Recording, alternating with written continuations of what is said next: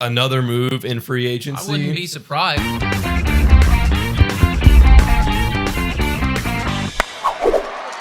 Hello and welcome to Blue Jays Today, where we always have something to say about the Blue Jays.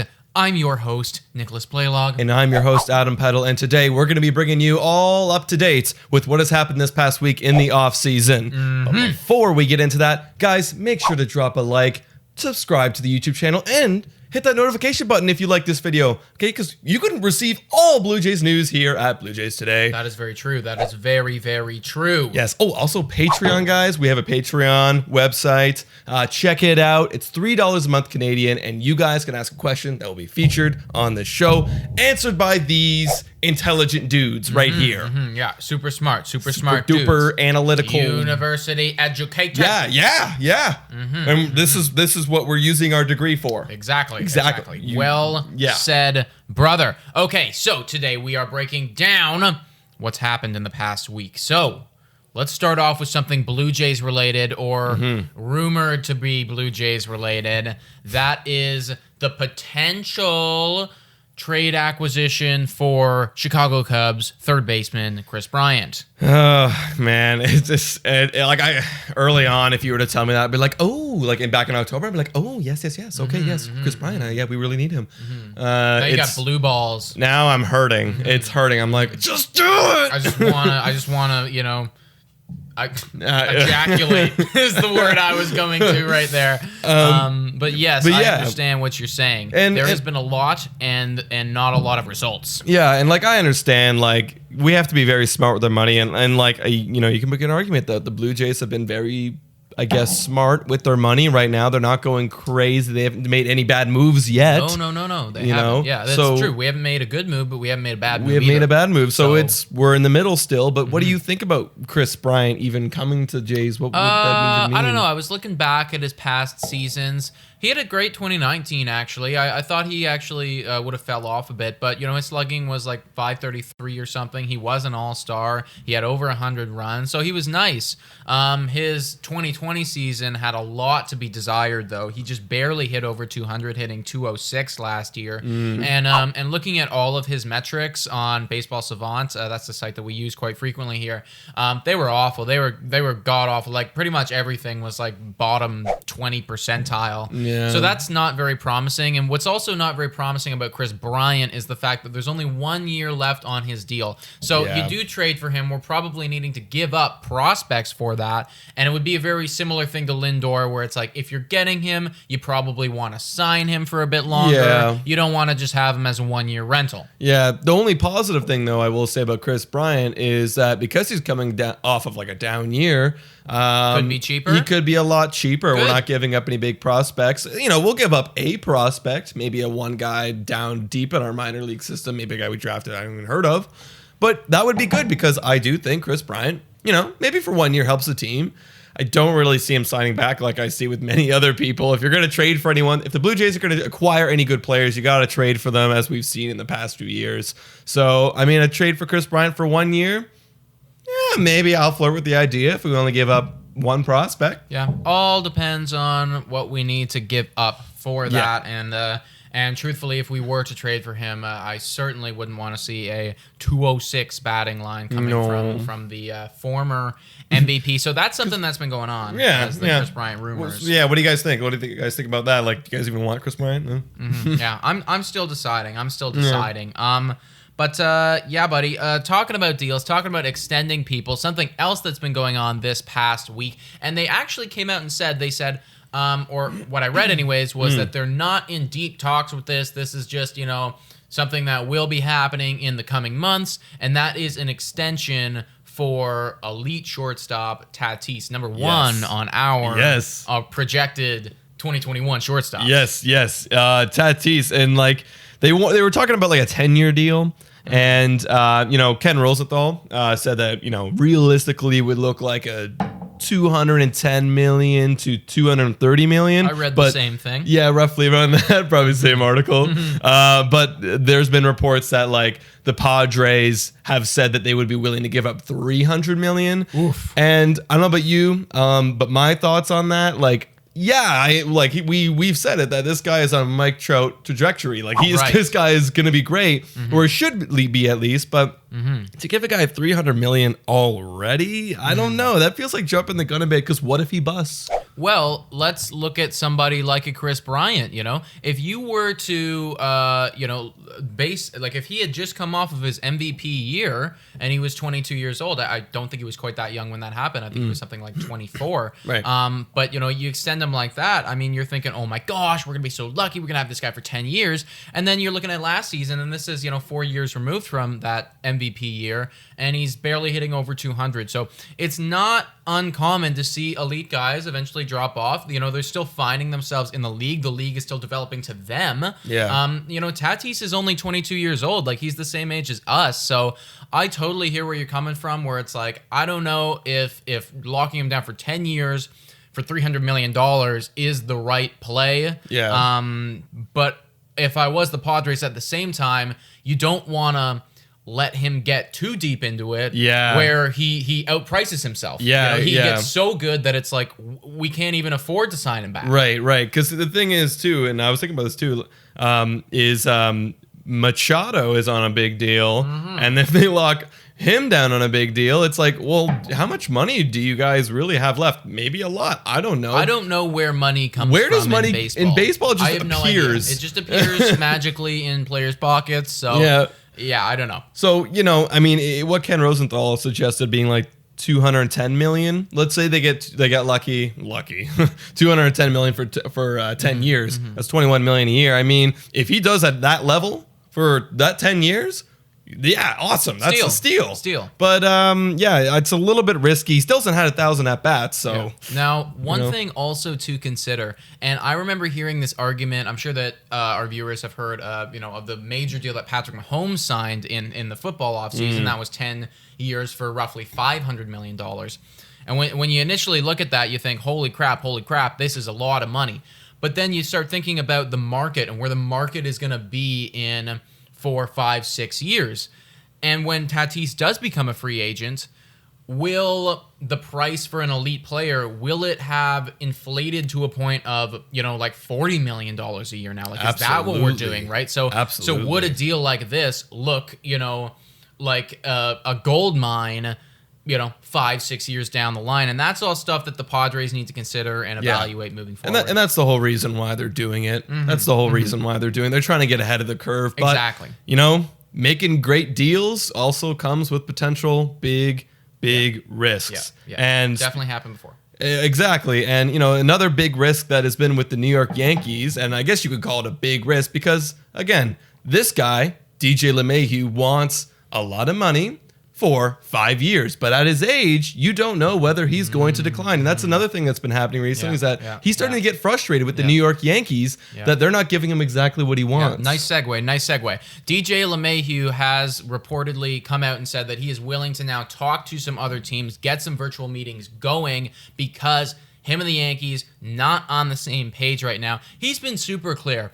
And I feel for the guy because, what the hell else can he do? What the hell else can he provide to this team? He provides an elite defensive presence. He's won the batting title. Yes, batting title. Oh my gosh, words.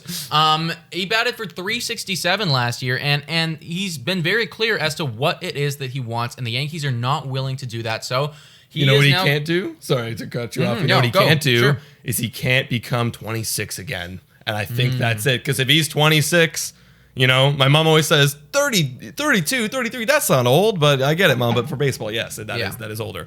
But if you look at a 26-year-old 5-year deal at his production with 110 million, boom, you are snatching. He's one of the top free agents now. He's up in Lindor category, but he's just simply older, and that people are afraid of reduction in production. And I hear them. I just feel for the guy because I do think that if you were the New York Yankees, you do have a lot of money, and it seems like they're trying to save up to, because they've been in talks with potentially getting a Bauer, getting somebody else like that, and they do need pitching. They do.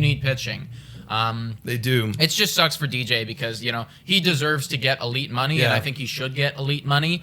But now, good for us, the door is slightly open. It is. So he is having virtual meetings with us, with the Mets, with the Braves, with the Dodgers, with the Red Sox, all these teams in conversation to get DJ LeMahieu or to sign him to a deal. Absolutely. And it doesn't mean that we're guaranteed him, but it's great because now doors are opening. You see the door for Springer opening. You see the door for DJ opening. Bauer, Bauer's door, I don't know about that. I think we were going to get to that in a little bit. But, you still got JT Realmuto, who I still haven't heard a single word at all, this whole offseason. He's been quiet. He's been quiet, for sure. He's definitely been quiet. I don't know. He's just chilling, I guess. He's just doing his thing. Yeah. JT knows he's going to get paid, so he's just chilling. But maybe he's seeing where the market goes. But either way, guys, we're still open for those markets.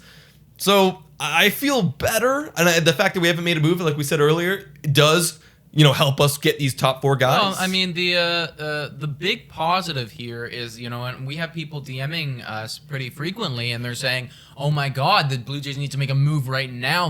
Dude, I'm freaking out. The Blue Jays haven't made a move, and we have been seeing stuff go on in the league. Other teams making the move. I would say smash the panic button when you see Springer, DJ, and Bauer leave. Yes. Smash the panic button when that happens, because right now they are still on the board. And the door now, like I said, is slightly open for us to continue talks with DJ LeMahieu. Yeah. So hopefully, maybe we get him. That would be super, super nice. I also am a little worried about a 5-year deal. I have a crazy amount of money. I would but agree. I do. If we could front load that deal, if we could pay him majority of that money up front.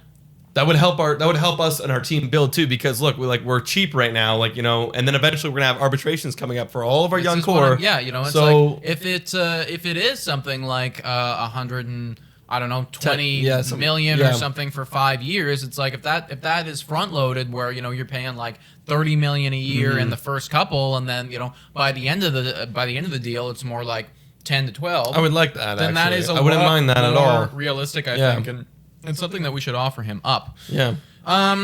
Moving on. So another thing that happened very recently. Was it yesterday?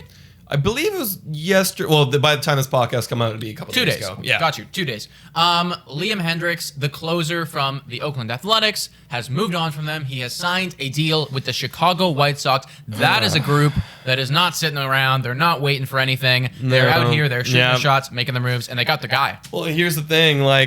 He signed a 3-year for $54 million, which is a decent amount for a relief pitcher. That puts him in a conversation with people like Kimbrel, Chapman, Jansen. I'm going to stop you real quick. I do believe that the 4th year is an option. Yes, so it I think is. I think it's 39 mil for 3 years, and then an option for 15 million option. Yes. So put it all together, and it's it is a little bit cheaper. I was talking Jansen, Chapman, and Kimbrel. Kimbrel signed at 16 million per year. Chapman 17 million per year, and Jansen the biggest at 20 million per year. This is Kenley Jansen. Kenley Jansen from the Dodgers, and for Hendriks, it would only be the 13 million if he doesn't get his 4th year option picked up. So that would put him in the top 5. Right.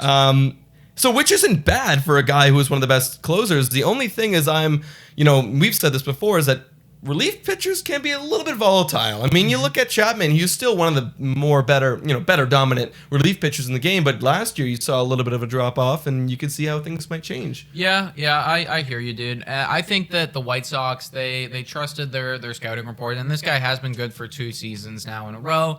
1.78 ERA last year, and he is still, I believe, 31 years old right now, so there is still plenty of time left on this guy for a 3-4-year deal. I like it for them because they had a great closer last year. They did. And Alex Colomb, he was solid. And they lost him to free agency. They chose not to sign him back. And then they arguably upgraded. So they are just out here making their team better. Clearly, they have a lot of money. They already got their major guys that I think they want to get this free agency. Yeah, and Lance Lynn. And this was kind of like the, closing of it, to put it in a way. Yeah, where it's we are finishing off with our closer, getting our saves locked down. And I still think there is room for the White Sox to make another move in free agency. I wouldn't be surprised. I wouldn't be surprised because Adam Eaton's great, but if you had an option to get George Springer, and Adam Eaton's your 4th outfielder. Ridiculous. That would be ridiculous. So I don't think they're out of the market either for like a George Springer. Like they're looking scary, guys. It's them. They're in the AL making moves. They're definitely looking scary. They are another team we're very jealous of, them and the Padres. Yeah. So they got that guy locked down. All right. Speaking about pitchers, our guy that we have a love-hate relationship with. Like I want him, but like I hate him, but yeah, I mean, I respect him, but I also I don't even know. I want him to come over and have dinner with, and share a bottle of wine. But I also want him to get the hell out of here because he's a. I won't even say because maybe he sees this and he doesn't want to come to Toronto. It's Trevor Bauer. Yeah, Trevor Bauer. That's the guy, what has he said? Well, I mean, he too is on the YouTube grind. Much bigger than we are, sadly. But that would make sense. Yeah. He came out with a video talking about what he needs or what he is looking for in teams. And he had a couple, not saying demands because he went out of his way to say this is not a list of demands, but they are his priorities. Yeah. So going down the list, he wants freedom with his team. He wants to have a bigger say. He talked about a story where like with the Diamondbacks where when he started out and he wanted to do a workout that they wouldn't let him do, and now it seems like every pitcher in the league is doing that workout. And one thing that he wants to say is, I want to have the freedom. Like I know my body. I trust my body. Like I want that freedom to do that. Like, I don't want somebody micromanaging me, which I respect. Yeah. He also wants to connect more with fans, with teammates. I think he's kind of doing that a bit. Well, we see it all the time. Yeah, it's like yeah. the YouTube channel, the constant reaching out, the constant tweeting. That is part of his brand. So I think that to sum that up, it's kind of like he wants to be in a good city with a strong fan base, somebody who will have his back. 3 was money. Yeah. He wants a good money. That makes sense to me. And then also the kind of bigger one here that's interesting to break down is he wants to be on a team that is the potential to be a World Series winner. Yeah. No, yeah. I mean, it is a fine list, of, like you said, not demands, but a fine list of requirements that he would want for a team. So that sparks a question, like Blue Jays fans wondering whether we are going to be in the conversation for Bauer. Obviously, we can help him with his routine. We can give him the money. We can be a great fan base, as we're one of the best fan bases in the entire MLB. Not biased at all. I truly believe that.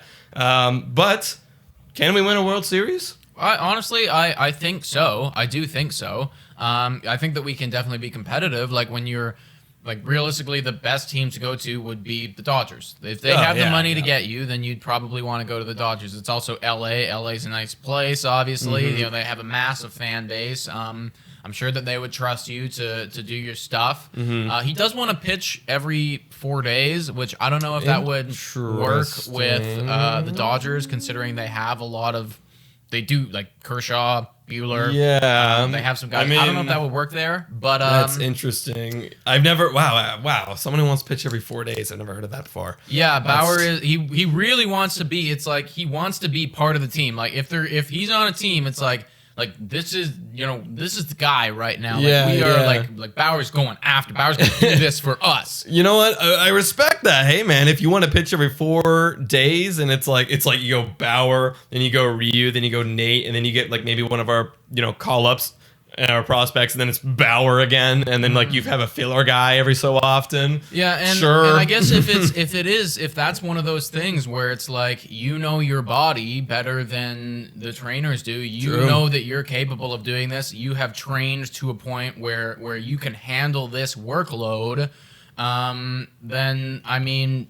Do it. Sure. Like realistically, if we could have Ryu pitch every single day at the caliber that he pitches once every 5 days, then we would. And we wouldn't need pitching anymore. Exactly. I mean, hey, that's dope. I mean, it would obviously come to a halt if he were to get hurt, and everyone would be like, it's every 4 days. And that's something that, that's a risk that he will need to run. It's like if whatever. But anyways, going back to the team standpoint, the Dodgers would be a good option. The Yankees, I think. But I also think that once you move past those two, maybe the Braves as well. Yeah, they need some pitching. And I do think that we can be there.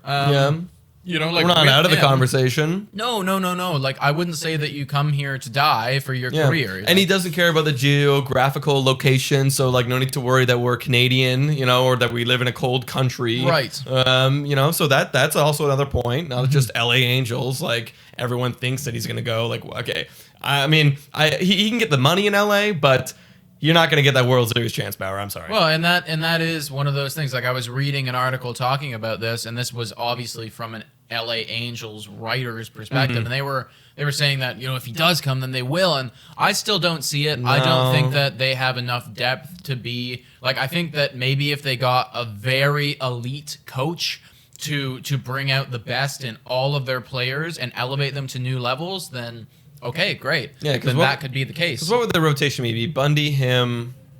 I don't even know, dude. I don't know. Like Ohtani, but like I don't know what they're gonna do with him with pitching next year. So I'm really not very familiar with their rotation. Guys, let us know if they have some good young guys like coming prospects, up or something what's like going that. On there? But yeah, so I do think that we should be involved in that mix, especially if he came and with the guys making the next steps that we think that they're going to make. Yeah. That to me seems like we could now be considered a World Series contender if we have Nate Pearson, Trevor Bauer, and Hyun-Jin Ryu popping off. Also, we didn't actually talk about this before. This little pinpoint note that I totally forgot. Sure. Talking about signing people. We signed AJ Cole back to a minor league deal. Yes. So he's back, guys. And earlier we were like, why didn't we sign him back? Well, here he is. He tested the market and there's nothing out there. So welcome back, AJ. Yeah. You know, he was good last year. I don't know why he's on a minor league deal. No but, flexibility. I guess. That's it. Casey flops, but yeah.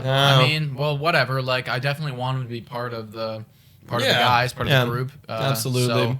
So hopefully we get to see more of him. Sweet, AJ. Yeah. So guys, what do you guys think about this past week? Like, if you guys are feeling nervous, let us know about free agency.